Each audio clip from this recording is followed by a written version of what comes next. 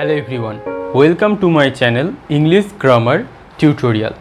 আজ আমরা ইংলিশ পেডাগজির আবারও এমনই একটা টপিক পড়ব যে টপিকটা সবসময় আমাদের মনের মধ্যে একটা কনফিউশন তৈরি করেই রাখে। সেই টপিকটার নাম কি? তোমরা যখন ইংলিশ পেডাগজি বই খোলো তোমরা তিনটে জিনিস দেখতে পাও। প্রথম যেটা দেখতে পাও সেটা হচ্ছে অ্যাপ্রোচ, তারপর তোমরা যেটা দেখতে পাও সেটা হচ্ছে মেথড, এরপর তোমরা যেটা দেখতে পাও সেটা হচ্ছে কি? টেকনিক। এই তিনটে জিনিস তোমরা দেখতে পাও। এবার আমি যদি তোমাদের প্রশ্ন করি যে তোমরা নিজের মধ্যে এটাকে এক্সপ্লেন করো বা ব্যাখ্যা করো বা এর যে ডেফিনেশন বা কোনটা কার থেকে কেমনভাবে আলাদা সেটা কি তোমরা বলতে পারবে? মনে হয় না তোমরা পারবে। তাহলে আজকের ক্লাসটা খুব শর্ট হবে কিন্তু টু দ্য পয়েন্ট ক্লাস হবে, যাতে যখনই আমরা অ্যাপ্রোচ, মেথড আর টেকনিক এই তিনটে জিনিসকে নিয়ে যখনই আমরা কোনো পড়ব যাতে আমাদের মধ্যে কনফিউশন তৈরি না হয়। আর ইংলিশ পেডাগজির সবথেকে গুরুত্বপূর্ণ জিনিস কি? কনফিউশনটাকে দূর করতে হবে, মানে ভালো করে বুঝতে হবে। ধরো এখন যেটা চলছে তোমরা সবাই জানো, এখন কি চলছে? এখন তোমরা জানো ক্রিকেট ওয়ার্ল্ড কাপ চলছে, তোমরা সবাই সেটা দেখছো। এই ক্রিকেট ওয়ার্ল্ড কাপ দিয়েই আমরা প্রথমে অ্যাপ্রোচ, মেথড আর টেকনিকটাকে বুঝবো, তারপরে ইংলিশ পেডাগজি দিয়ে কিভাবে বুঝতে হয় সেটা আমরা বুঝবো। মেথড হচ্ছে এমনই একটা জিনিস যেটা হচ্ছে সবসময় ফিক্সড। অর্থাৎ কি? তোমরা কি দেখছো, এখন 50 ওভারের খেলা হচ্ছে, অনেক সময় তোমরা দেখো 20 ওভারের খেলা হয়, অনেক সময় তোমরা কি দেখো টেস্ট খেলা হয় যেটা আবার 5 দিন ধরে হয়। তাহলে এই যে মেথড, টেস্টের একটা মেথড সেটা ফিক্সড, 50 ওভার যেটা এখন ওয়ার্ল্ড কাপ হচ্ছে তার যে মেথড রয়েছে সেটা ফিক্সড, এবং 20 ওভারের যে মেথড রয়েছে সেটাও কিন্তু ফিক্সড। তাহলে প্রত্যেকটা যদি ফিক্সড হয় তাহলে প্রথমে আমরা যে জিনিসটা ক্লিয়ার করলাম সেটা কি ক্লিয়ার করলাম? যে এই মেথডটা সব জায়গায় ফিক্সড। অর্থাৎ যদি আমাকে বলে দেয় 50 ওভারের খেলতে হবে তাহলে ওটা ফিক্সড, আমাকে 50 ওভারেই খেলতে হবে। যদি আমি বলে দিই T20 তাহলে আমাকে 20 ওভারের খেলতে হবে, আর টেস্ট হলে কি 5 দিনের খেলা খেলতে হবে। এইটা হচ্ছে মেথড, হচ্ছে ফিক্সড। অ্যাপ্রোচটা কি? ধরো অ্যাপ্রোচ, আজকে যেটা খেলা হচ্ছে কি? ইন্ডিয়া পাকিস্তান খেলা হচ্ছে, তোমরা সবাই জানো। অ্যাপ্রোচ তাহলে কি দাঁড়ালো? যে একটা সিচুয়েশানকে তুমি কিভাবে দেখছো, সেই সিচুয়েশানটার সাথে কিভাবে ডিল করছো, সেটাই হচ্ছে অ্যাপ্রোচ। অর্থাৎ কি? ইন্ডিয়া কিভাবে পাকিস্তানের সাথে অ্যাপ্রোচ নিয়ে খেলবে বা পাকিস্তান কিভাবে ইন্ডিয়ার সাথে অ্যাপ্রোচ নিয়ে খেলবে। তাহলে এই অ্যাপ্রোচটা কিন্তু ফিক্সড নয়, ওটা কিন্তু ইন্ডিভিজুয়াল বা টিমের উপরে কি হয়ে যাচ্ছে? ডিফারেন্স হয়ে যাচ্ছে। ধরো ইন্ডিয়া মনোভাব নিয়ে নেমেছে, যে কি অ্যাপ্রোচ নিয়ে নেমেছে, যে তারা প্রথম থেকেই একদম অল আউট খেলবে। অন্যদিকে পাকিস্তান কি অ্যাপ্রোচ নিয়ে নেমেছে, যে তারা একটু ডিফেন্সিভ খেলবে, তারা একটু দেখবে কেমনভাবে বলটা সুইং হচ্ছে, এই সব হচ্ছে তাদের, এইটা হচ্ছে অ্যাপ্রোচ। তাহলে অ্যাপ্রোচটা কি? একটা সিচুয়েশানকে আমি কিভাবে দেখছি বা সেই সিচুয়েশানটায় কিভাবে আমি ডিল করছি বা সামলাচ্ছি, সেইটা হচ্ছে অ্যাপ্রোচ। ক্লিয়ার? এরপরে গেল কি? টেকনিক। টেকনিক মানে কি? ধরো বিরাট কোহলি যেভাবে খেলবে বাবর আজম কি সেইভাবে খেলবে? রোহিত শর্মা যেমনভাবে খেলবে মোহাম্মদ রিজওয়ান কি সেই একইভাবে খেলবে? না, খেলবে না। তাহলে কি এখানে কি দাঁড়াচ্ছে? টেকনিক। প্রত্যেকটা ইন্ডিভিজুয়ালের কি হয়েছে? টেকনিক কিন্তু আলাদা। বীরেন্দ্র সেহবাগ কী করতো? সবসময় মেরে খেলতে পছন্দ করতো। রাহুল দ্রাবিড় কী করতো? ঠুকে ঠুকে খেলতে পছন্দ করতো। তাহলে টেকনিক কি? ওই যে কোনো একটা সিচুয়েশানকে সে কিভাবে ট্যাকল করছে তার বিভিন্ন রকমের টেকনিক সে গ্রহণ করছে। এরপরে যেটাতে আমরা আসবো সেটা আমরা ডাইরেক্ট কিসে চলে আসবো? ইংলিশ পেডাগজি পার্টে চলে আসবো, যে কিভাবে আমরা অ্যাপ্রোচ, মেথড আর টেকনিকটাকে বুঝবো। ঠিক যেভাবে আমি তোমাদের উদাহরণ দিয়ে বোঝালাম ক্রিকেট ম্যাচ থেকে, ঠিক ওটাকে তোমরা টিচিংয়ে ফেলে দাও। টিচিংয়ে ফেলতে গেলে কি করতে হবে? আমাদের কি করতে হয়? ইংলিশ পেডাগজিতে আমাদের বাচ্চাদের কি পড়ানোর জন্য আমরা ইংলিশ পেডাগজি পড়ি? যে ইংলিশ এই ল্যাঙ্গুয়েজটা আমরা কিভাবে ক্লাসে পড়াবো।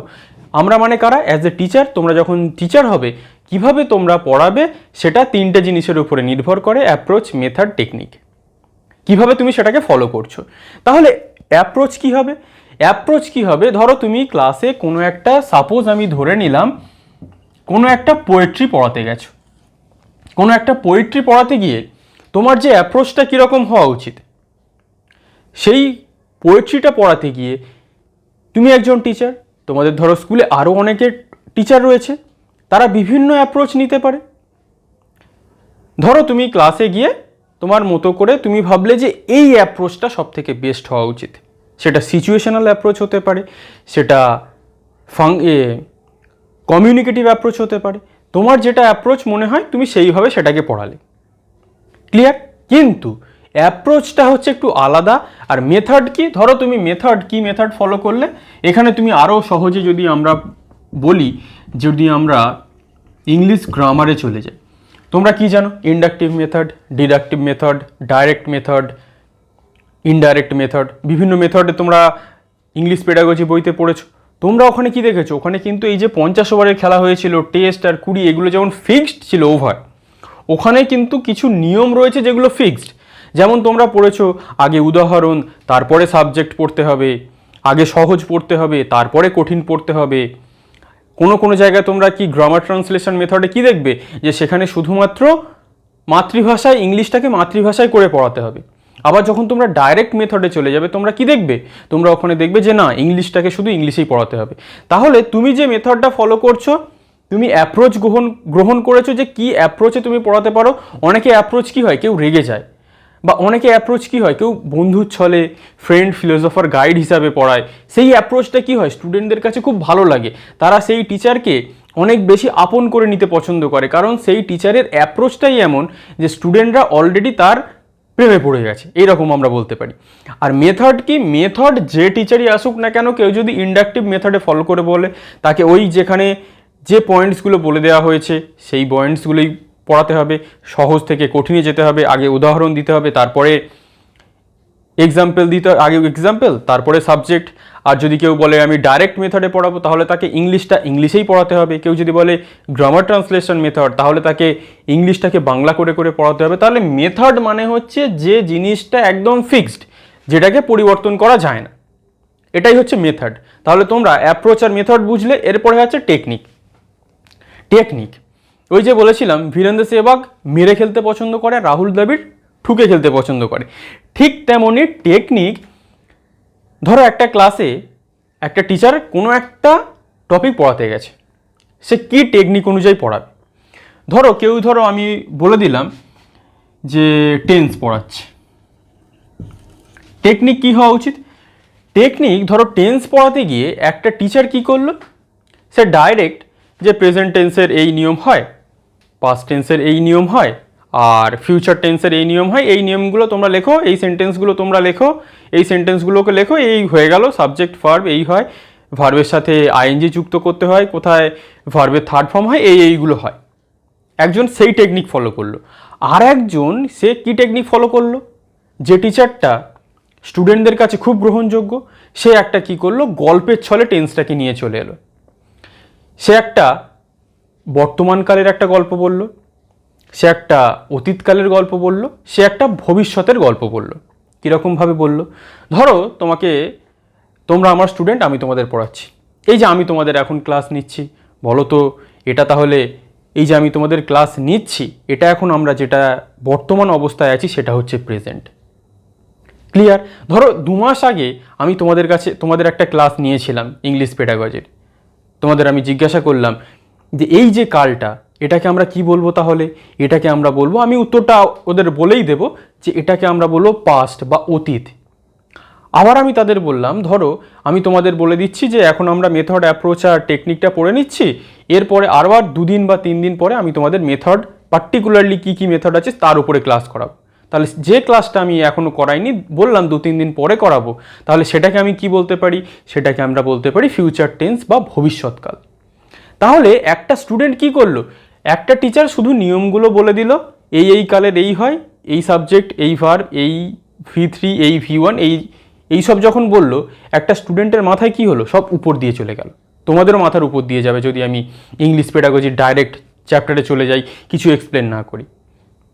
ক্লিয়ার? তাহলে আর একটা টিচার কি করলো, সে কিন্তু গল্পের ছলে একটা জিনিস হয়ে গেছে তার একটা গল্প বলল, একটা জিনিস এখন হচ্ছে সেটা যে প্রেজেন্ট তার একটা গল্প বলল, ভবিষ্যতে যে জিনিসটা এখনও ঘটেনি, যেটা ঘটবে সামনে গিয়ে, তার একটা গল্প বলল। তাহলে কোনটা তোমরা বেস্ট মনে করো? অবশ্যই সেকেন্ডটা তোমাদের বেস্ট মনে হবে। ক্লিয়ার? তাহলে টেকনিক কি, একটা টিচার সে কি টেকনিকে পড়াবে সেটা তাকে চয়েস করতে হবে। তাহলে মেথড যেটা আমি বলেছিলাম কি এইটা হচ্ছে ফিক্সড, এর কোনো পরিবর্তন হবে না। কিন্তু অ্যাপ্রোচ আর টেকনিক এটা কিন্তু ইন্ডিভিজুয়ালের উপরে নির্ভর করে যে একজন কি অ্যাপ্রোচ নিচ্ছে আর সেই অ্যাপ্রোচটা নেওয়ার পর যে মেথডে পড়াবে সেটা কি টেকনিকে সে পড়াতে পারে। এই হচ্ছে বেসিক ডিফারেন্স অ্যাপ্রোচ, মেথড আর টেকনিকের। তাহলে এরপরে নিশ্চয়ই তোমাদের আর কোনো সমস্যা থাকবে না যে অ্যাপ্রোচ কি, টেকনিক কি আর মেথড কি। বেশি ইম্পর্টেন্ট এখানে কোনটা, মেথড থেকে প্রশ্ন আসে সব থেকে বেশি, আর মাঝে মাঝে অ্যাপ্রোচ থেকে আসে। ক্লিয়ার? তাহলে কেমন তোমরা বুঝতে পারলে অবশ্যই কিন্তু কমেন্ট করে জানাবে, কারণ যদি তোমরা কমেন্ট না করো তাহলে কিন্তু আমি বুঝতে পারবো না যে তোমরা কেমন বুঝতে পারলে। এবং ক্লাসটা যদি ভালো লেগে থাকে অবশ্যই কিন্তু লাইক করে দেবে, কারণ তোমরা যদি লাইক করো সেটা আমার খুব ভালো লাগে। এবং তোমরা যদি চ্যানেলে নতুন হও, ইংলিশ পেডাগজির বেস্ট কনসেপ্ট পাওয়ার জন্য ইংলিশ গ্রামার টিউটোরিয়াল অর্থাৎ আমার চ্যানেলকে সাবস্ক্রাইব করে রেখে দাও। এইরকম ইংলিশ পেডাগজির ক্লাস তোমরা অল ওভার ওয়েস্ট বেঙ্গলে কোথাও পাবে না, তোমরা সেটা যাচাই করে দেখে নিতে পারো।